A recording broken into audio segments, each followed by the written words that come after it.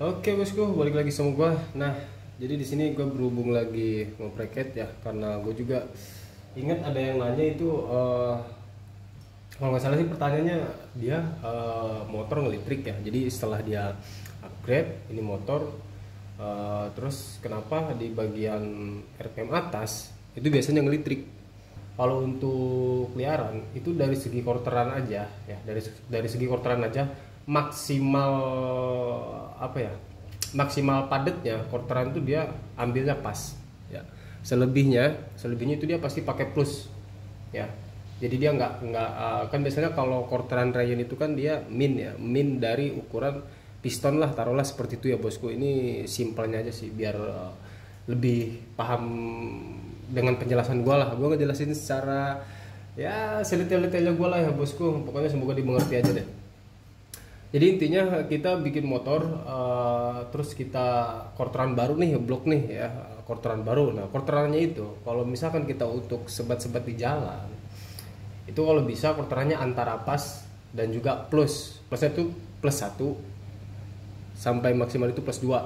Bahkan ada yang sampai plus 5 ya bosku. Itu bahkan bisa dibilang berisik ya bosku. Itu cuma balik lagi ke kebutuhan kita gitu. Ini motor ini untuk apa dan korterannya kita pakai yang seperti apa ya bosku. Nah kalau untuk dari segi berisik itu bisa faktornya ya bosku. Faktornya itu bisa dari karbu kurang boros, bisa juga dari kompresi terlalu padat itu. Makanya kenapa kalau misalkan kita udah setting head nih ya, misalkan udah setting head, udah diburet, kita mau pakai buret sekian, terus motor yang ngelistrik, tapi kita lihat dulu apakah settingan karburator kita ini udah pas apa belum, kan itu udah maksimal apa belum dari segi apa ya, bisa dibilang borosnya gitu kan, atas bawahnya segala macam, PJMJ kan gitu, itu sekiranya udah maksimal apa belum. Kalau memang udah maksimal, silakan main dari segi buretnya itu ditambahin gitu kan, dilonggarin lah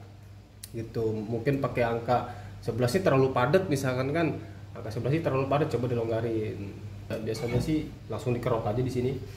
Nah ini langsung dikerok, terus tergantung juga kalau misalkan bosku ini mau ngadepin dari segi berisiknya itu mau mengurangi squeeze atau mau memperdalam kubahnya, ya itu bebas ya, balik lagi ke pengguna masing-masing kan gitu. Karena squeeze dan kubah ini dia berpengaruh ya bosku itu. Misalkan head ini squeeze-nya dia 7, ini squeeze 7, yang ini squeeze-nya 9 ya, ini 9 squeeze-nya, yang ini 7. Dibuat buret sama, misalkan buretnya sama-sama 10, itu bisa. Tapi satu yang harus dicatat, rasa pasti beda. Nah makanya kenapa saya bilang untuk squeeze ya, untuk squeeze ini dia pengaruh. Makanya kenapa kalau untuk masalah kita mau menambah cc volume ini head, menambah buret gitu kan, menambah buret itu tergantung bosku mau dilonggarin dari squeeze-nya apa mau dilonggarin kubahnya aja.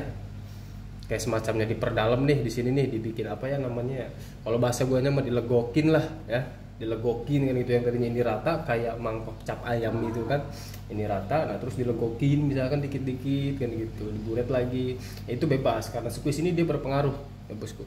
Jadi intinya gini deh, kalau untuk intinya aja ya, ini kita ngomongin masalah head deh. Squeeze itu makin lebar, dia bawahnya makin galak ya. Kalau squeeze makin lebar, kalau misalkan apa namanya, squeeze makin pendek ya, kayak misalkan 5 mili gitu, itu dia otomatis atasnya makin enak. Tapi gimana caranya? Kita mau pakai squeeze 5 mili misalkan, atasnya enak tapi bawahnya biar nggak hilang. Ini kita berbicara masalah head ya, tapi atasnya nggak hilang. Di kubahnya dibuat padat gitu, sepadat mungkin ya bosku, sepadat mungkin, biar nanti nggak usah kita dari mau bikin head itu kita langsung cari titik idealnya, jangan. Kalau menurut gue pribadi ya, kalau pengen enak itu cari sepadat mungkin. Sepadatnya juga jangan terlalu padat-padat banget lah gitu, jadi pakai logika juga lah ya bosku. Jadi intinya yang sekiranya itu agak over dikit lah dari prediksi kita yang pasnya gitu, biar nanti kita pas ketika mau menambah cc buret itu nggak terlalu lama lah, intinya nggak terlalu banyak makan waktu, intinya ke situ sih. Dan sebenarnya semuanya balik lagi ke riset ya bosku, balik lagi ke riset. Makanya kenapa gue bilang tadi ini squeeze-nya lebar, ini squeeze-nya pendek gitu kan. Tapi kenapa cc-nya tapi cc-nya bisa sama kan gitu ya, bisa gitu. Tapi tetap untuk rasa pasti beda. Cc buret itu kebutuhan kalau menurut gua ya. cc buret itu memang kebutuhan. Tapi yang terutama lagi itu lebar squeeze. Kalau menurut gua ya bosku, yang paling terutama itu lebar squeeze. Bosku mau mempertahankan lebar squeeze ini di angka berapa itu. Dan ada yang macam-macam sih ya, namanya dua tak itu kan dia bisa dibilang seni ya, kita riset begini begitu kan, apalagi dari segi porting, terus dari segi kubah, head gitu kan, bentuknya gimana, radiusnya, ininya itunya. Ada juga yang pakai yang pakai full radius ya, seperti ini misalkan kan. Ada yang diukur seperti ini gitu kan, ada yang diukur pakai angka berapa, enaknya angka berapa. Itu balik lagi ke ke kreasi masing-masing lah gitu, kreasi masing-masing. Makanya kenapa gua bilang kalau untuk dua tak itu pemain dua tak itu pasti pengoprek gitu ya, pengoprek dua tak itu pasti dia beda-beda gitu, karena dia mempunyai mempunyai patokannya masing-masing gitu loh, nggak akan semua sama kan gitu. Tapi tujuan tetap sama, motornya biar enak gitu kan, atas bawah biar enak. Cuma patokannya aja yang bikin beda-beda gitu ya bosku. Nah, dan lagi, ini kenapa gue pakai head? Ini awalnya gue pakai ini, ya. Ini awalnya gue pakai ini. Nah, ini gue ngincar dari segi bawah, atas dia jalan terus, ya. Gitu. Jadi atas itu dia panjang banget, karena apa? Karena di bagian kubas ini dia kecil. Otomatis ledakannya dia kecil ya bosku. Ledakannya ya bukan dibilang kecil sih, kalau dibandingkan dengan standar lebih kecil standar. Jadi intinya sedang lah ya. Nih, ini ukuran 9 ya.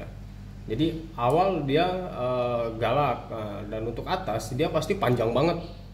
Ini dia pasti panjang banget, dan itu pun panjangnya dia nggak panjang padat. Karena apa? Karena ledakannya dia kecil. Nggak gitu ya, pas gigi 45 tuh nggak bener-bener teriak gitu. Jadi mau teriaknya itu dia harus panjang dulu, baru lama-lama dia bakal teriak. Beda dengan yang misalkan dengan squeeze seperti ini, dia agak tipis. Ruang pembakaran di sini, pengompresannya dia lebih besar, otomatis ledakannya dia lebih besar. Dia lebih banyak mengkompres bahan bakar ya. Jadi lebih luas dia, ruang kompresinya dia lebih luas.